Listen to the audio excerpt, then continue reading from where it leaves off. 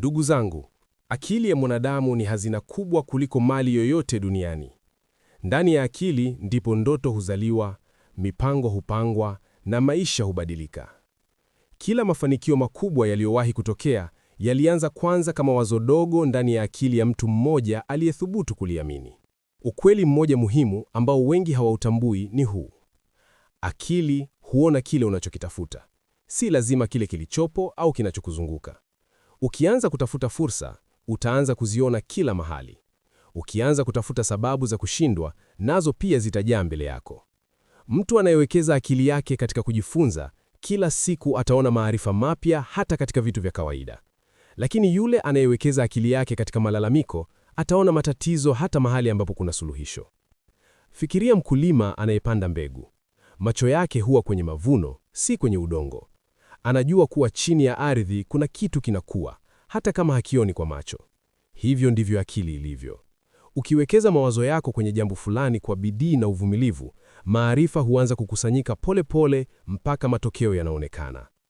Mtu anayewaza biashara, kila anapopita barabarani anaona wateja. Mtu anayewaza maendeleo, kila anapokutana na changamoto anaona funzo. Lakini mtu anayewaza kushindwa, hata fursa ikipita mbele yake hawezi kuiona. Akili yako ni kama sumaku, inavutia kile unachokipa nguvu. Ukiipa nguvu hofu, utaishi kwenye hofu. Ukiipa nguvu ndoto, utaanza kuona njia za kuzifikia. Ndiyo maana ni muhimu kuinua akili yako kila siku. Izoeshe kufikiria makubwa, izoeshe kuona mbali, izoeshe kutafuta fursa hata pale ambapo wengine wanaona giza. Maarifa hayaji kwa bahati mbaya, yanakuja kwa mtu anayekubali kujifunza, anayechunguza na anayekubali kuwekeza muda wake kufikiria kwa kina.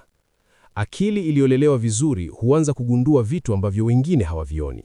Huona njia mpya, huona uwezekano mpya na huona kesho iliyo bora hata kabla haijafika.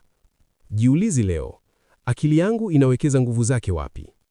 Kwa sababu unapolenga akili yako kwenye jambo, unaliimarisha, unalipa uhai, unaliita litokee. Hivyo basi, tafuta mema, tafuta maarifa, tafuta fursa, na akili yako itaanza kukuonyesha njia zake. Na ninapomaliza, nawaachia usia huu: linda akili yako kama unavyolinda hazina. Ijaze mawazo yenye kujenga, ielekeze kwenye mambo yenye thamani. Usiiache izunguke bila mwelekeo, kwa sababu akili isiyo na mwelekeo hupoteza hata kile ilicho nacho. Kumbuka, maisha yako ya kesho yanajengwa na mawazo unayoyachagua leo. Inua akili yako, amini uwezo wako, tafuta mema, na ukiviona usiviache vipite, vifanyie kazi. Ndani yako kuna nguvu kubwa kuliko unavyofikiria. Ukianza kuitumia, dunia itaanza kubadilika mbele ya macho yako.